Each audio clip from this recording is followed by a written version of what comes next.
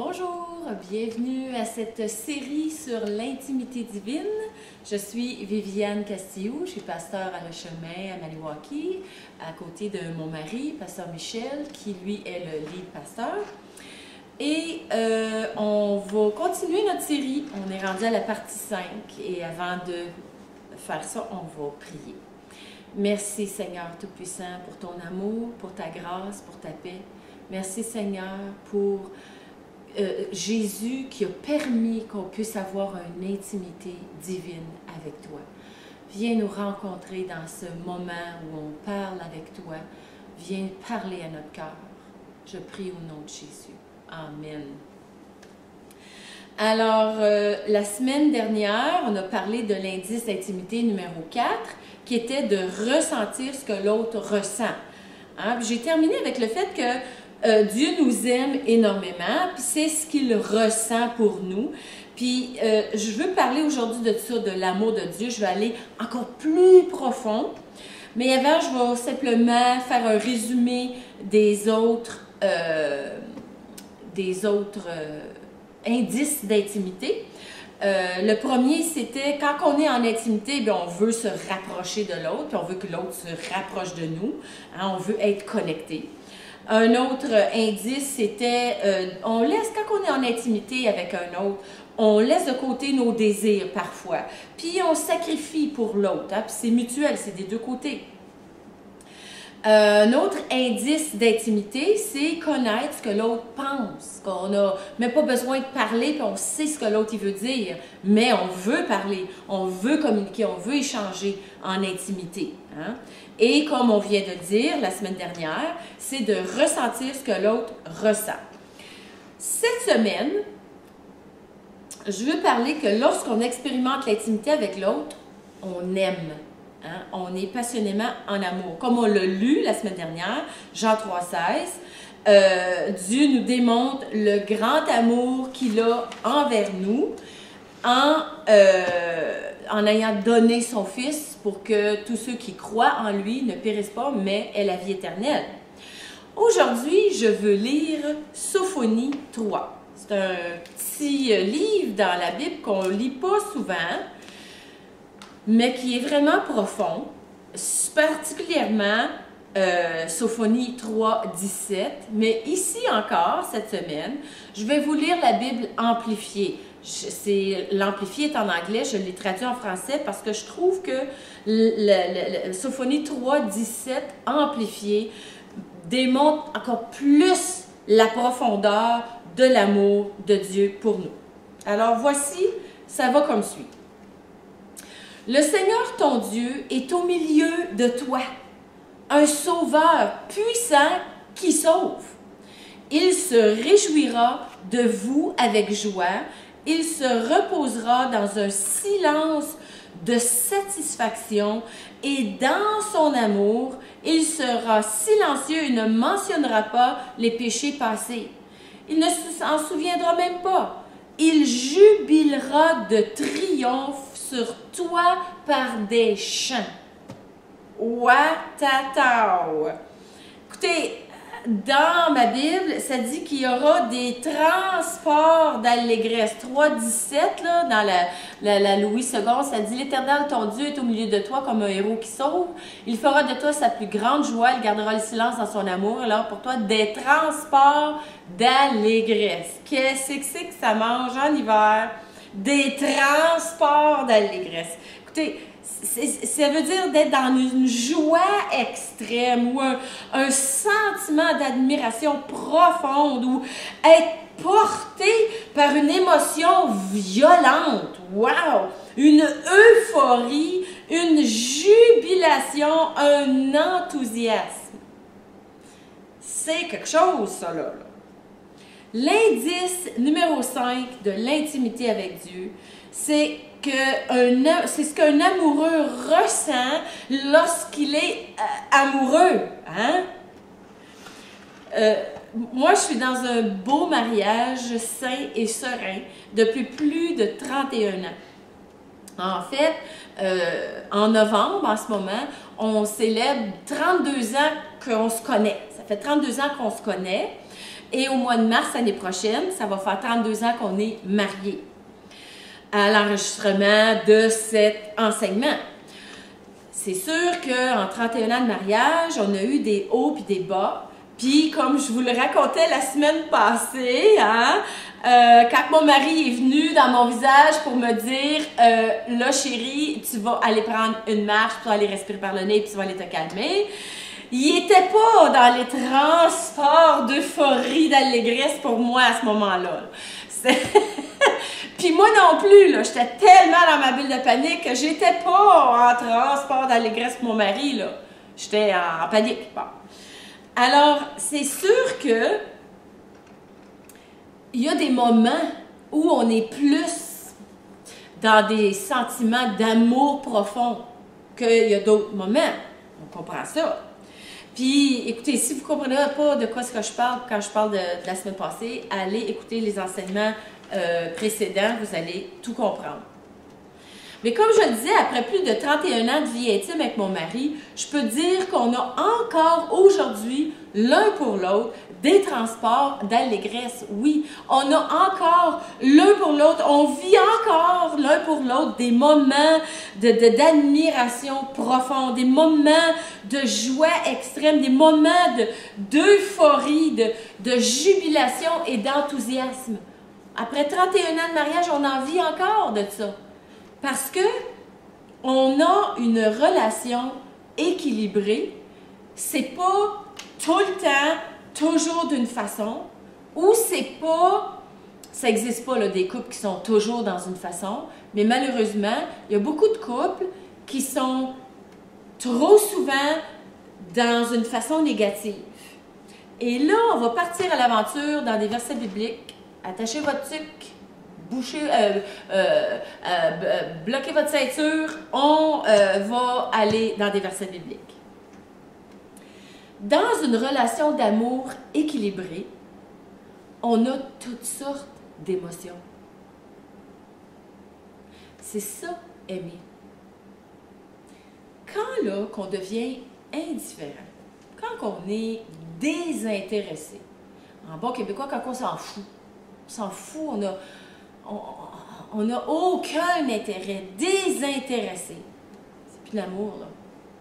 Plus l'amour du tout. Moi, j'aime pas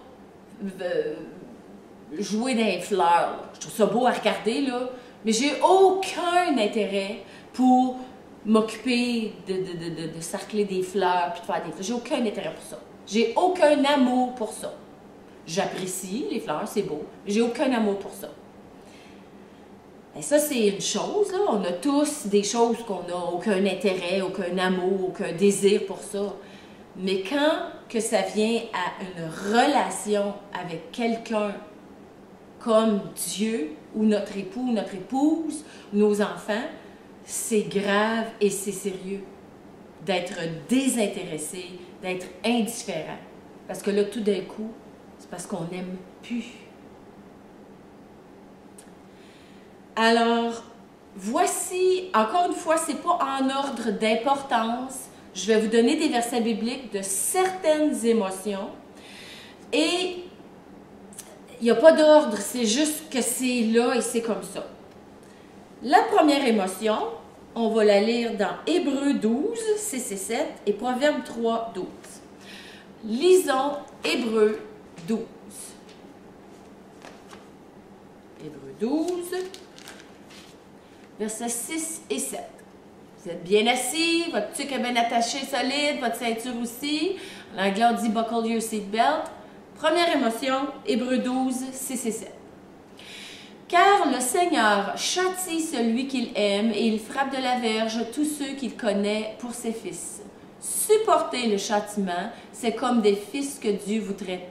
Car quel est le fils qu'un père ne châtie pas? » Hein? Aïe aïe! Ouch! Qu'est-ce que c'est ça? Proverbe 3. Proverbe 3. Verset 12. 3, 12. Car l'Éternel châtie celui qu'il aime comme un père l'enfant qu'il chérit. Bon, châtier. Oh, qu'est-ce que c'est ça? Oh, ça veut dire, là, quand je suis malade, c'est Dieu qui me punit. Quand que, tu sais, là, ma fille de la semaine passée, l'exemple que j'ai donné, oh, Dieu, il a puni ma fille. Non! Non! Non, non, non, non, non, non. Dieu donne pas de maladie, Dieu punit pas en mettant des malédictions sur les gens. Dieu, c'est pas un Dieu comme ça. Quand on parle de châtier, je vais vous donner un exemple. Votre enfant de 2 ans, votre bébé de 2 ans, se retrouve sur le comptoir, a réussi par je ne sais pas quel truc d'élasticité et de flexibilité à monter dans une armoire que vous croyez inaccessible et a un gros couteau de boucher dans les mains que vous étiez certain que c'était impossible pour votre enfant de 2 ans d'atteindre. Mais là, votre enfant est sur le comptoir, vacillant, avec le couteau de boucher dans les mains, puis il veut jouer avec le couteau. Qu'est-ce que vous allez faire? Prendre votre caméra, prendre une photo, vous dire « Oh, c'est cute! Je t'aime, mon petit chéri d'amour! » Vous allez faire ça? Ou vous allez vous pitcher sur votre enfant, prendre le couteau, l'enlever de ses mains et doucement descendre votre enfant en bas et resserrer le couteau dans l'armoire et aller chercher une serrure et barrer à double tour cette armoire. Pendant ce temps-là, votre enfant de 2 ans, il hurle, il crie, il broille, il veut le couteau. Le bébé, il veut jouer avec le couteau de boucher. Alors, c'est ça, c'est de ce genre de châtiment-là que je parle, où est-ce que Dieu enlève les couteaux coupants de notre vie parfois, mais on ne sait pas que c'est un couteau coupant. Et là, on broye parce qu'on veut le couteau coupant, mais on ne sait pas que c'est un couteau coupant et qu'on n'est pas capable de le handler. C'est ça. Dieu nous châtie par sa parole. Je vais vous donner un autre exemple. Moi, je suis en parfaite santé. J'ai aucune allergie, intolérance, j'ai rien de ça. J'ai choisi de ne pas manger certains aliments parce que certains aliments me font un effet qui me donne une tendance à vouloir beaucoup manger cet aliment.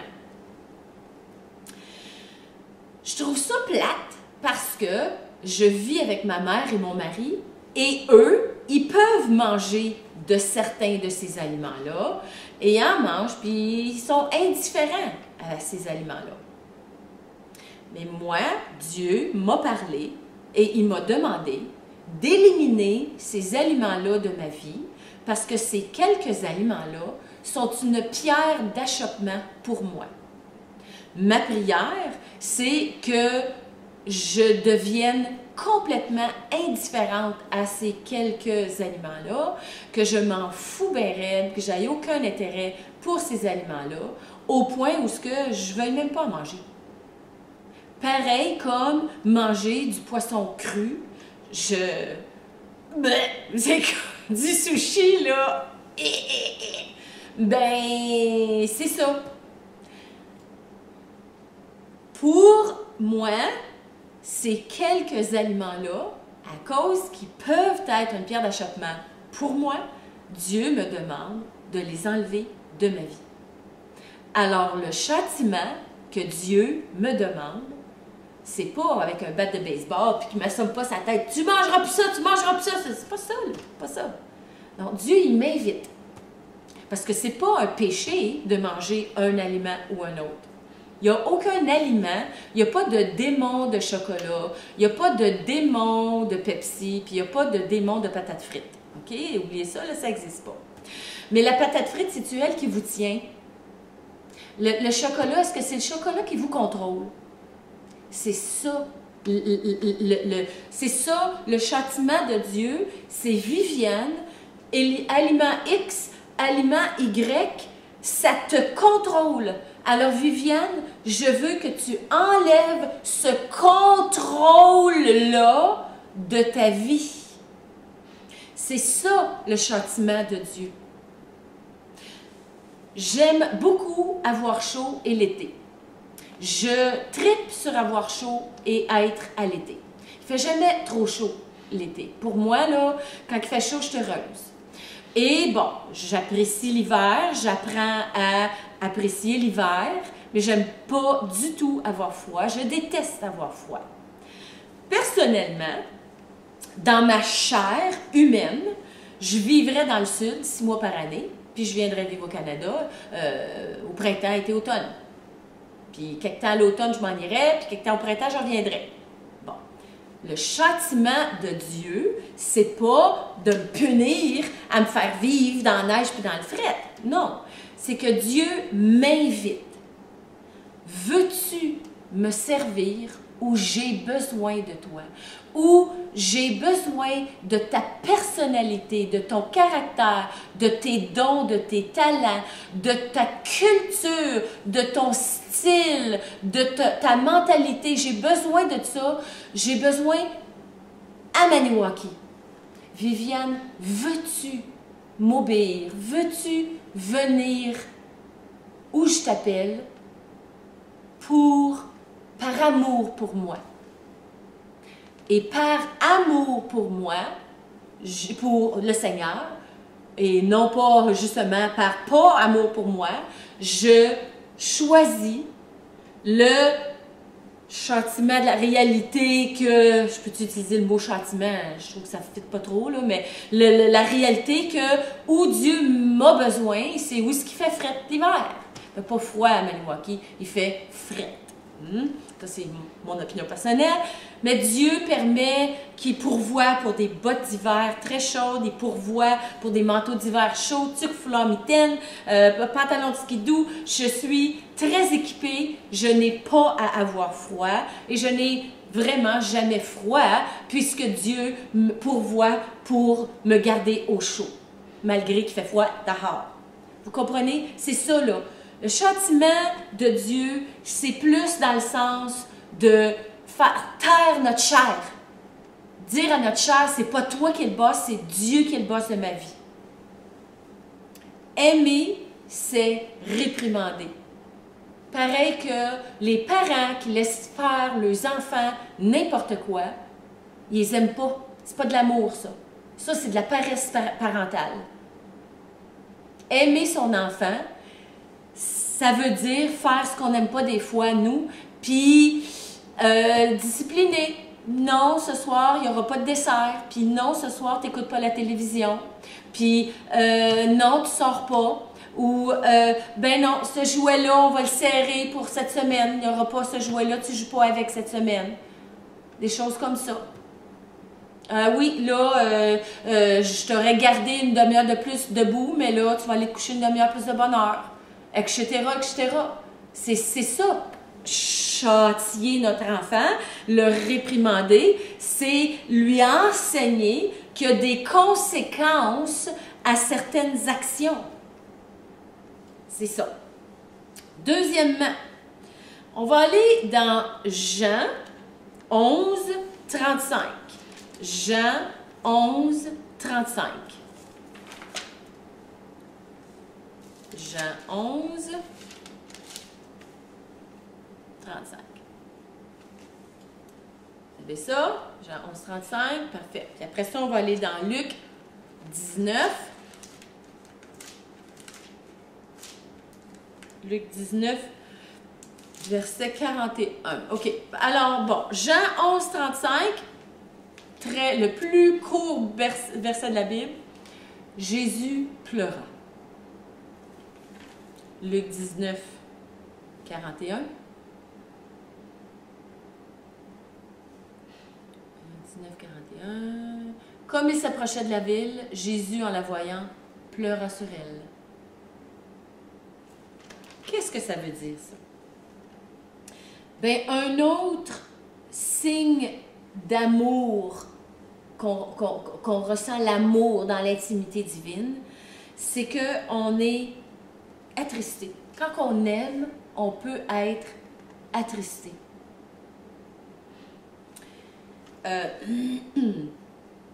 Je ne sais pas si je vous en ai parlé, mais si je me répète, je suis désolée, c'est l'exemple le plus frappant à laquelle je peux penser.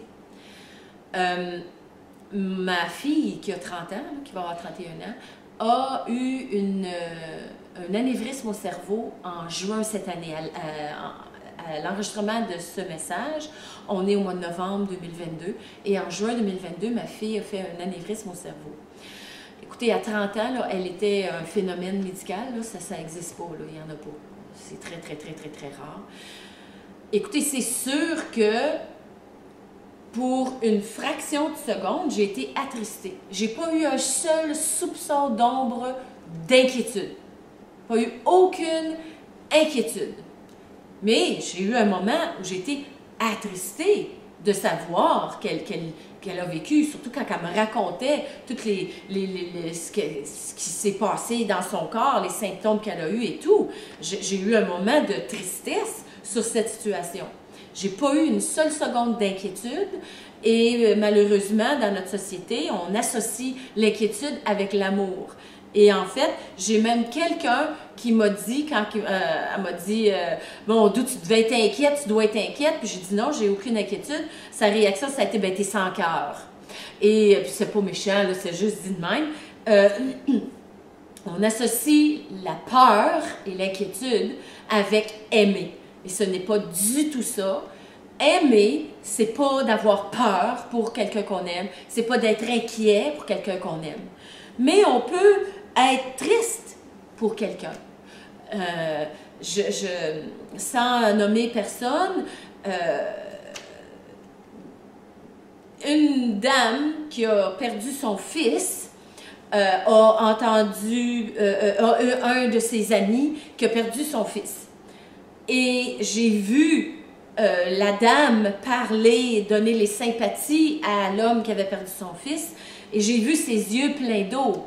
J'ai pu ressentir, parce que j'aime cette dame, j'ai ressenti la tristesse que cette dame avait, qui, elle, ressentait la tristesse de l'homme qui avait perdu son fils. Il y avait une tristesse mutuelle, et moi aussi, j'étais triste pour cet homme qui avait perdu son fils. Mais moi, personnellement, je peux comprendre avec mon cerveau à quel point c'est épouvantable, c'est atroce. Il n'y a pas un parent qui devrait vivre le décès de son enfant, là, c'est trop atroce. Mais cette dame-là pouvait vraiment comprendre sincèrement, du fond de son cœur, ce que cet homme ressentait. Et elle pouvait avoir une tristesse qui n'était pas la même tristesse que moi. Je sympathisais avec cet homme et avec cette femme, mais ce que cette femme ressentait comme tristesse par rapport à cet homme-là, c'était ça, là. Il y avait un amour fraternel entre ces personnes-là, moi-même, qui fait que parfois, quand on aime, on peut être attristé.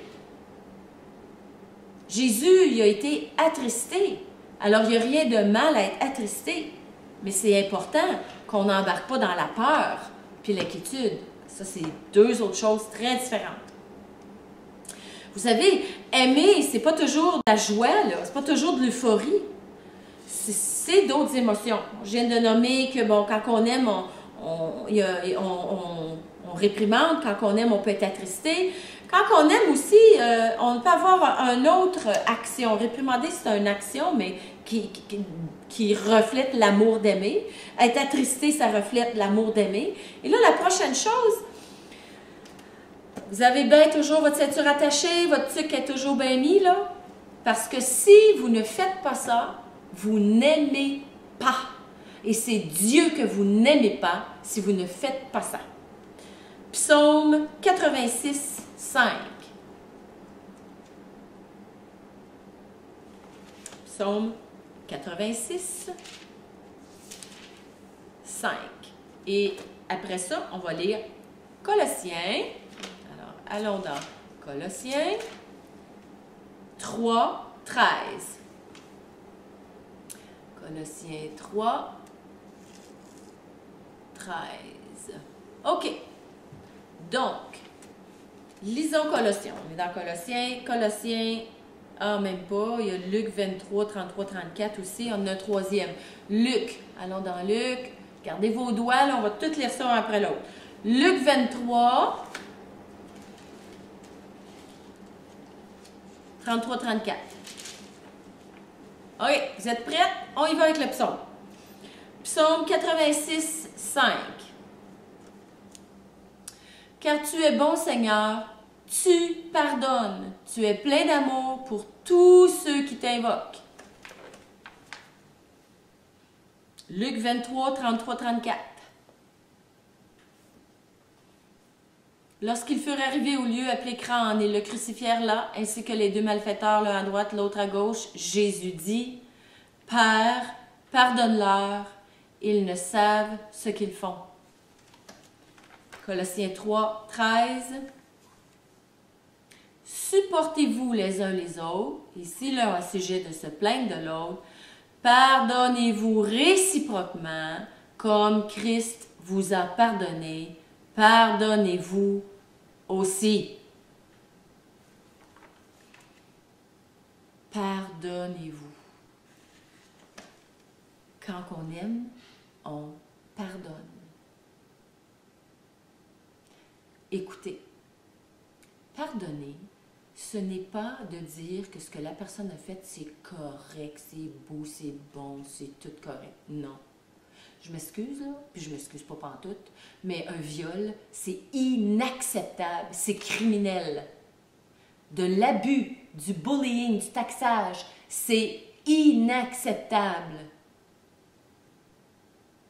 OK? Le fait que ça soit inacceptable et criminel n'empêche pas l'importance de pardonner. Parce que pardonner, comme je vous le disais, c'est pas de dire que c'est correct. Pardonner, c'est de prendre la décision que ce que la blessure de l'autre nous a fait, elle ne nous affectera plus. Pardonner, c'est relâcher. Pardonner, c'est être libéré de la douleur. C'est ça, pardonner. Puis je ne dis pas, ben si tu aimes ton agresseur, pardonne-les. Non, non, non. Je dis, si tu aimes Dieu, si tu aimes Jésus, dans ton amour pour Jésus, pardonne. C'est ça que je dis. Et le jour où vous comprendrez ça, vous allez expérimenter une liberté que vous n'avez aucune idée de ce que vous manquez en ce moment. Demandez à ceux autour de vous qui ont appris à pardonner. Demandez à Joyce Myers qui a appris à pardonner son père sincèrement, qui l'a violé à répétition toute son enfance et adolescence. Pas une fois ou deux, là. Il a violé sa fille toute son enfance et adolescence. Que rend cela, là? C'est illégal, c'est inacceptable, c'est criminel, c'est cruel, c'est terroriste. Pourtant, Joyce Myers a sincèrement pardonné son père parce qu'elle a décidé que son père l'avait assez abusé. Elle n'avait pas à répéter l'abus dans sa tête avec du manque de pardon. Vous comprenez? C'est ça, pardonner. C'est de se libérer de la blessure, de couper les liens de la blessure. C'est ça, pardonner. Pardonner, ça ne veut pas dire de tout de suite être le meilleur ami de la personne qui nous a blessés, là. Dépendant du cas, il y a des personnes dans notre vie qui, c'est mieux, qui soient plus dans notre vie. Parce qu'il y a des personnes qu'on leur pardonne, mais qui ne sont pas fiables, qu'on ne peut pas leur faire confiance. Alors, des personnes qui ne sont pas fiables, qu'on ne peut pas faire confiance, c'est pas des personnes qu'on veut, comme on dit en anglais, hang out, là, rester avec tout le temps. Vous comprenez? Ça, c'est important. Aimer, c'est pas juste dire « Ah, je t'aime, je t'aime ». C'est C'est pas juste ça, c'est bien là, de le dire, là. C'est pas juste ça, c'est de faire. C'est dans l'action de amour.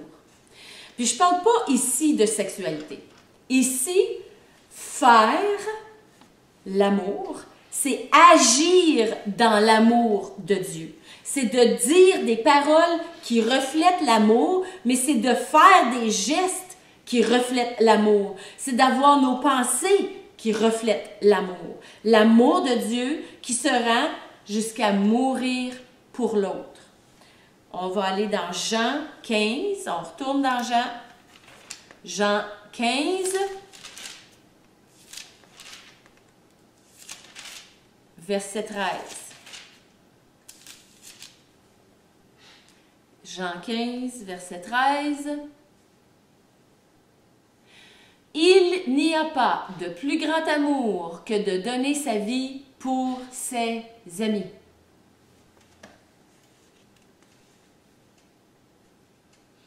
Êtes-vous tellement en amour avec Dieu, avec Jésus-Christ, pour faire mourir les désirs de la chair? On va aller dans un autre. Romains. Allez-vous avec moi dans Romains. Romains 8. Romains 8, versets 12 à 14. Romains 8, 12 à 14. Ainsi donc, frères, nous sommes point redevables à la chair pour vivre selon la chair. Si vous vivez selon la chair, vous mourrez. Mais si par l'esprit, vous faites mourir les actions du corps, de la chair, vous vivrez. Car tous ceux qui sont conduits par l'Esprit de Dieu sont fils de Dieu. Alors, si vous dites, je suis chrétienne, si vous dites, Jésus-Christ est le Seigneur de ma vie, mon Sauveur, en qui je donne toute ma confiance et ma foi, mais on fait mourir les désirs de la chair. Parce qu'il n'y a pas de plus grand amour que de mourir pour son ami. C'est qui votre ami? Qui est l'amour de votre vie? Si ce n'est pas Jésus-Christ. Écoutez, sur terre, mon mari, c'est l'amour de ma vie. J'aime passionnément mes enfants. J'aime beaucoup, beaucoup mes amis. J'ai des amis que je suis beaucoup plus proche que d'autres. J'ai des connaissances que j'aime bien. Mais tous est incomparable à l'amour que j'ai envers Dieu. Dieu d'abord et avant tout. Et mon mari pense comme moi et il vit sa vie avec Dieu pareil comme moi. Dieu est en premier dans sa vie. Alors, faire mourir les désirs de la chair pour plaire à Dieu. Parce que c'est par la foi qu'on plaît à Dieu et dans notre amour envers lui, dans notre intimité divine avec lui, qui est d'être passionnément en amour avec lui, ben on fait mourir la chair. L'aimer passionnément, c'est ça. Sur ce, cette semaine, méditez sur l'amour de Dieu. Méditez sur l'amour que Dieu a pour vous. Puis faites mourir vos gestes charnels. Vous voulez agir en fonction de ce que vous dites. Hein? J'ai une amie qui dit souvent « Hey, que tes bottines suivent tes babines. » Autrement dit, allez donc marcher dans le faire de ce que vous dites. Parce que dire j'aime, là, c'est gratuit, c'est facile, c'est n'importe qui peut dire j'aime. Écoutez, je peux vous dire j'aime mon chat, là, ou j'aime mon divan de salon, je l'aime mon divan de salon. Ça n'a pas de valeur, ça. J'aime. J'aime les fleurs, j'aime les bananes. C'est comme, ça n'a pas de valeur, c'est juste un commentaire. Ben, on ne peut pas aimer Dieu comme on aime des bananes, là, vous comprenez? C'est pas de la vraie amour divine, ça, là. Alors, l'amour divin se manifeste dans nos actions de tous les jours. Et n'oubliez pas, je termine avec ceci. Demandez la force à Dieu, demandez sa force à lui pour répondre à son amour, par son amour en nous. Parce que, comme je le disais, on n'a pas la capacité d'aimer, nous. C'est Dieu en nous qui nous donne la capacité d'aimer. Alors, soyez bénis et on se revoit à la prochaine. Bonjour.